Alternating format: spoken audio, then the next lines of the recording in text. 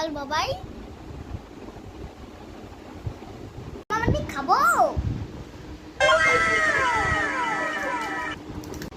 chocolate খাবি না